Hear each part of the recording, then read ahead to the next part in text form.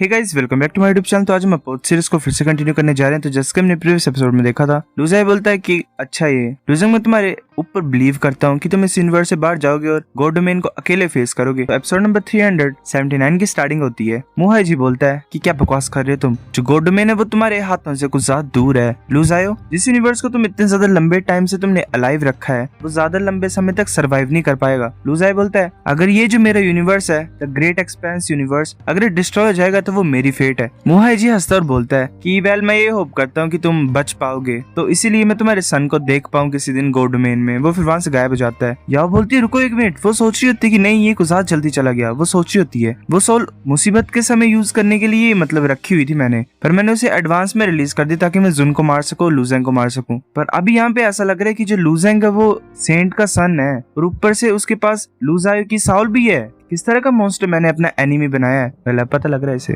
मोहाई जी को डिसाइड करने के लिए मैंने जो साउल सीलिंग नीडल थी उसे शैटर कर दिया, पर अब जो मोहाई जी की साउल डिसअपियर हो गई है तो जो यिंग की साउल सीलिंग नीडल है वो भी डिसअपियर हो जाएगी। वो मुड़ के भागने की कोशिश कर रही होती है। जुन बोलती है क्या तुम सोचे तो भाग सकते हो, या उसे नोटिस कर लेती है। जुन तभी एकदम से मूव करती है, वेल कुछ ही सेकंड्स में, मिली सेकंड्स में, और उसे कट कर देती है। या गायब होते हुए बोल रही होती है कि जुन तुम बिच, मैं तुम्हें कभी फॉरगिव नहीं करूंगी। या जुन बोलती कि चलो ये फाइनली ओवर तो हो गया है, वेल इतनी बड़ी प्रॉब्लम अब खत्म हो रही है। कब से हो रहा था ये इनका ड्रामा। किंग ऑफ लाइफ आ जाती है जुन के पास। जुन बोलती है क्या तुम कुछ नहीं करोगे। किंग ऑफ लाइफ बोलती है कि मैं कुछ भी नहीं करूंगी। अब जो साउल सीलिंग निडल है मेरे अंदर वो गायब हो गई है, तो मैं मोहाई जी के कंट्रोल में नहीं और मेरे को उसे ओबे करने की कोई जरूरत नहीं है, तो मैं फ्री हूँ अब। और ऊपर से बात है कि मुझे मारना पसंद नहीं है, तो मैं तुम्हारे अगेंस्ट में फाइट नहीं करूंगी। जुन बोलती है कि ठीक है चलो रुकते हैं, और ऊपर से मेरी कोई भी प्रॉब्लम नहीं है तुम्हारे साथ, और जो मेरी बॉडी है वो भी तुम्हारे स्पिरिट बॉडी को यूज करके रिकंस्ट्रक्ट हुई है, जो पूल ऑफ फेथ था तुम्हारा। किंग ऑफ लाइफ बोलती है कि ठीक है हमारे बीच में अब शांति है। वो वहां से गायब हो जाती है। लूजंग उसकी तरफ देख रहा होता है और बोलता है कि फिर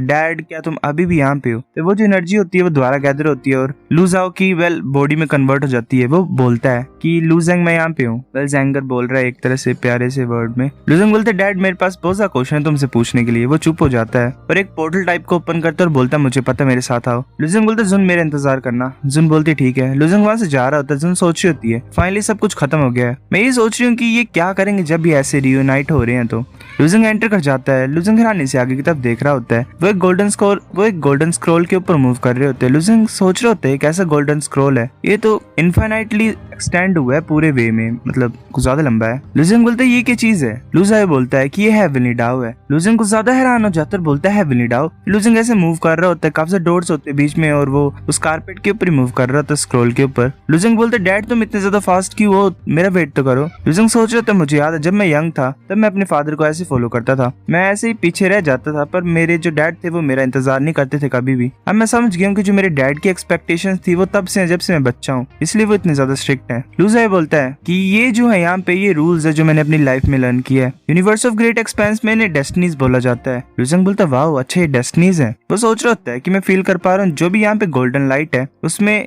law of cause and effect है और उनके रोल्स डिफरेंट है। अगर एग्जाम्पल की बात की जाए तो क्लियरली आइस बेस्ड लॉ है। एक तरफ देख रहा होता है एक फोटो में, मतलब डिफरेंट फोटोज और उसमें डिफरेंट लॉज हैं। मतलब एक तरह से तुम बोल ही सकते हो कि ये एक कंट्रोलिंग रूम है। तभी लूजेंग हैरान हो जाता है क्योंकि लूजेंग के सामने एक फ्लेम अपेयर हो जाती है और वो एक बीस्ट में कन्वर्ट हो जाती है, वेल कैट टाइप में। लूजेंग सोचता है ये फ्लेम ये तो 10th लेवल फायर लॉ का है। लूजेंग फिर आगे मूव कर रहा होता है और एक जगह पे देखता है। वो सोच रहा होता है जो लाइट है स्क्रीन में वो बाकी से डिम है, पर ऐसा क्यों। वो बोलते डैड क्या ये वो डेस्टिनीज है जो कि सील्ड है। लूजायो बोलता है हाँ ये जो डेस्टिनीज है ये सिर्फ हेवनली लॉर्ड्स को डेडिकेट की जाती हैं। हेवनली लॉर्ड्स मतलब। लूजेंग बोलता है अगर तुम्हारे पास इतने ज्यादा लार्ज नंबर ऑफ डेस्टिनीज है तो तुमने सिर्फ 108 को क्यों सील किया। ये ज्यादा अच्छा होता अगर तुम सभी को सील कर देते। वेल सील यानी सिर्फ हेवनली वेनेटेड से यूज कर सकते हैं इन्हें। लूजायो बोलता है अगर ऐसा पॉसिबल होता तो मैं विलिंग था, मतलब अच्छा बनने के लिए, मतलब सभी को प्रोवाइड कर देता, मतलब ज्यादा हेवनली वेनेटेड बन जाने। तो फिर पर great universe of great expense को कंस्ट्रक्ट करने के लिए कुछ ज्यादा लिमिटेशंस थी और जो 108 डेस्टिनीज है वही मेरी लिमिट है। वेल कुछ ना कुछ तो होता ही होगा, ऐसे थोड़ी कि अनलिमिटेड पावर ही प्रोवाइड कर सकते हैं अपने यूनिवर्स को, क्योंकि जितने ज्यादा ये सील करता डेस्टिनीज को उतने ज्यादा हेवनली वेनेटेड्स क्रिएट हो जाते हैं। लूजायो बोलता है कि ज्यादा होते तो हेवनली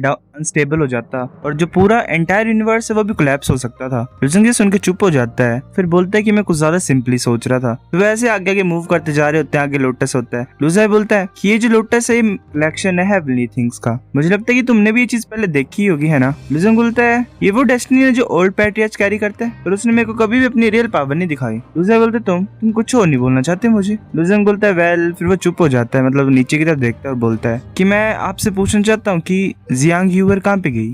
लूजाई चुप होता है, फिर बोलता है कि जो लिटिल गर्ल थी जियांग फैमिली की, वो वापस चली गई गॉड डोमेन में। जियांग फैमिली उनकी स्पेशल पोजीशन है गॉड डोमेन में। जितने भी हेवनली डाउस है इस यूनिवर्स में, वो जियांग फैमिली की ड्यूटी है उन्हें मतलब कंट्रोल करने की। मतलब जितने भी यूनिवर्स होते हैं, जैसे इसका हो गया, एक्सट्रीमिटी का हो गया, वो जियांग फैमिली के लोग ही कंट्रोल करते हैं। जब वॉर की डिक्लेरेशन हुई, जो कि ग्रेट एक्सट्रीम यूनिवर्स के मुहाई जी ने की थी, तो जियांग फैमिली ने जियांग यूवर को वापस बुला लिया। मुझे पता है ये क्वेश्चन है जो तुम पूछना चाहते हो। लूजंग चुप होता है और बोलता है डैड, मेरी और लू यान की मदर कौन है? ये सुन के लूजा चुप हो जाता है, फिर बोलता है थोड़ी देर के बाद कि तुम्हारी और लू यान की कोई भी मदर नहीं है, तुम कुछ भी नहीं हो, तुम बीइंग्स हो जो मेरे इंटरनल वर्ल्ड में क्रिएट हुए हो। लूजंग चिल्ला के बोलता है कि मैं बिलीव नहीं करता हूँ। लूजा बोलता है कि ये सच है, बिलीव करो या ना करो। लूजंग सोच रहा होता है अगर मेरी मदर सच्ची मुच्ची मर गए हैं या फिर कुछ और हुआ है, तो वो फ्रैंकली बोल देता है ऐसी बात है, पर ये अभी भी सीक्रेट क्यों रख रहा है? शायद कुछ कन्फ्लिक्ट हुए इसके और मेरी मदर के बीच में, और कुछ सीक्रेट्स हैं, चलो मैं पूछता नहीं हूँ। फिर वो आगे आगे जा रहा होता है और बोलता है कि डैड, लू यान कहाँ पे है? वेल, नाम ही चेंज कर दिया इन्होंने, लू माँ कर दिया यहाँ पे। लूजा बोलता है कि लू याओ गॉड डोमेन में है, वो काफी पहले चल गई है तुमसे, और जो मेरे डिसिपल्स है वो पर्सनली उसे कल्टीवेट करवा रहे हैं, तो कोई भी प्रॉब्लम नहीं होगी। लूजंग बोलता है ठीक है, अब मैं शांति की सांस ले सकता हूँ। लूजा बोलता है मुझे याद है कि तुमने कुछ टेक्निक्स को पिक किया है गूबाई की इमॉर्टल मेंशन से, और उसमें तुमने थंडरबोल्ट किलिंग को भी सक्सेसफुली कल्टीवेट किया और 8 ट्यून फ्लाइंग स्मोक को भी।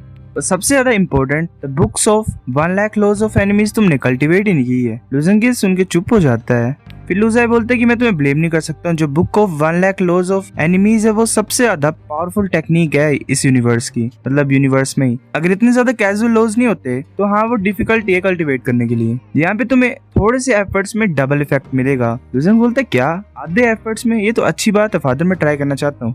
लूजाई बोलता है कि जो book of 10,000 laws of enemies है, वेल पहले एनिमीज किया था उन्होंने, ट्रांसलेशन की माँ की आंख, वो 2 चैप्टर्स में डिवाइड है। अच्छा, फॉर्मर डाउजवान चैप्टर और लेटर डाउजवान चैप्टर। जो फर्स्ट डाउजवान चैप्टर है वो कोज को कट करने के लिए है बना हुआ, और जो सेकंड डाउजवान चैप्टर है वो रिजल्ट को डिस्ट्रॉय करने के लिए, वेल कोज एंड इफेक्ट को चेंज करने वाली चीज है, एक तरह से मतलब कैजुअलिटी लो को चेंज करना। लूजंग बोलता है कोज को कट करना और रिजल्ट को डिस्ट्रॉय करना। वो फिर अपने हाथ पे वेल स्वॉर्ड को निकाल लेता है। लूजंग सोच रहा होता है कि जो मेरी स्वॉर्ड है ग्रेट 1000 हैवी स्वॉर्ड, वो तो वर्ल्ड को पेनिट्रेट करते करते लोअर वर्ल्ड्स में चली गई होगी। अब मेरे को सिर्फ ये सेकंड रेट डिवाइन वेपन ही है जिसे मैं टेम्परेरी यूज कर सकता हूँ। जो ग्रीन लाइट है वो डिवाइन लाइट ऑफ कोज है, जो कि फॉर्मर डाउजवान चैप्टर में रिकॉर्डेड है। ये तो काफी ज्यादा एक्स्ट्राऑर्डिनरी है, वेल मतलब ऐसे तो मैं यूज कर ही नहीं सकता था, ये जगह अच्छी है। वो जो एनर्जी होती है वो लूजंग अपनी स्वॉर्ड में से सराउंड कर रहा होता है। लूजाई बोलता है ठीक है स्टार्ट करते हैं। तभी एक एनर्जी बॉल क्रिएट होती है, लूजंग उसकी तरफ देख रहा होता है, वो एनर्जी बॉल जल्दी से एक लेजर की तरफ लूजंग की तरफ आ रही होती है। वो डिसोल्यूशन थंडर होती है। लूजंग उसे डॉज कर लेता है। लूजंग सोच रहे थे कुछ फास्ट है, ये तो profound meaning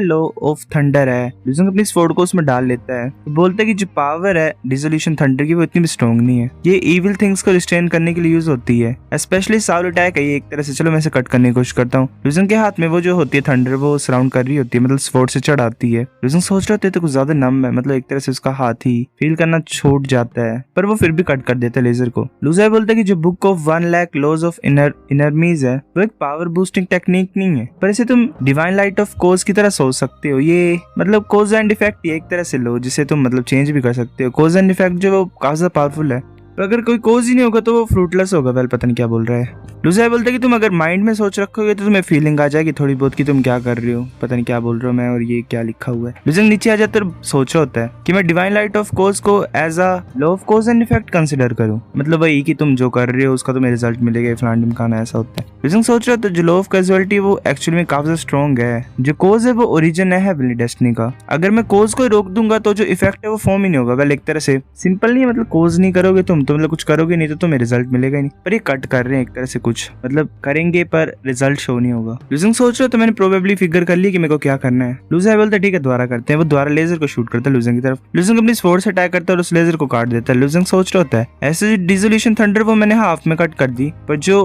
cause and effect था छुपा हुआ डिसोल्यूशन थंडर में वो सर्व नहीं हुआ, खत्म नहीं हुआ है। लूजंग थंडर को साइड कर देता है। लूजंग बोलता है अगर एक हेवनली डेस्टिनी काफी नहीं है तो मेरे पोटेंशियल को स्टिमुलेट करने के लिए तो मैं दूसरी को रिलीज करता हूँ। इस बार विंग्स क्रिएट होते हैं। वेल एक बर्ड की आवाज सुनाई थी। लुजिंग सोच रहे होते हैं तो profound truth 10th layer of low wind है, वो एक बर्ड की तरह कन्वर्ट होकर आ रही होती है लुजिंग की तरफ, जो स्पीड ऑफ द विंड होती है। लुजिंग सोच रहे होता है जो स्पीड ऑफ द विंड है वो तो रिजोल्यूशन थंडर से ज्यादा फास्ट है, मेरे को ध्यान देना पड़ेगा। तो लुजिंग के पास ही पहुंच गई होती है। लुजिंग कट करता है और वेल पीछे की तरफ देखता सोच रहा होता है क्या एक वर्क किया। लुजिंग के फेस पे कट लग जाता है। वो बोलते है कि मैं दोबारा फेल हो गया, पर ये अच्छी बात है कि जो मेरी फिजिकल बॉडी है वो स्ट्रॉन्गर है, वरना मेरे को ज्यादा लगती है यहाँ पे। तभी एक थंडर लुजिंग के पीछे से आ रही होती है, वो लुजिंग के ऊपर पड़ती है। लुजिंग सोच रहा होता है नहीं, लुजिंग के ऊपर वो थंडर गिरती है। लुजिंग चिल्लाता है जोर से और बोलता है ऐसे जो थंडर निर्वाणा वो इतनी पावरफुल नहीं है, पर इससे मेरी सॉल के ऊपर इफेक्ट हो रहा है। लुजिंग वहीं पे बेहोश होने पड़ता है। वो सोच रहे थे मैं कुछ ज्यादा केयरलेस था। लुजिंग बेहोश होता नहीं, अपनी स्वॉर्ड को नीचे गाड़ देता है और ऐसे बैठा रहता है। लुजिंग बोलता है खड़े हो जाओ। लुजिंग सोच रहा होता है कि मुझे कुछ तो करना ही पड़ेगा। तभी एक 10,000 डेविल्स की फायर आ रही होती है, एक लाइन टाइप में। लुजिंग उसकी तरफ देखता और सोच रहा होता है कि लो फायर की 10th लेयर है, वो लुजिंग के पास ही पहुंच गई होती है। सो गाइस एपिसोड नंबर 379 इतना था। अगर आपको वीडियो पसंद तो लाइक करो, नहीं फिर भी लाइक कर दो, शेयर करो अपने दोस्तों के साथ, कमेंट करके बता अगर आपको वीडियो कैसी लगी, सब्सक्राइब करो। तब तक के लिए बाय बाय।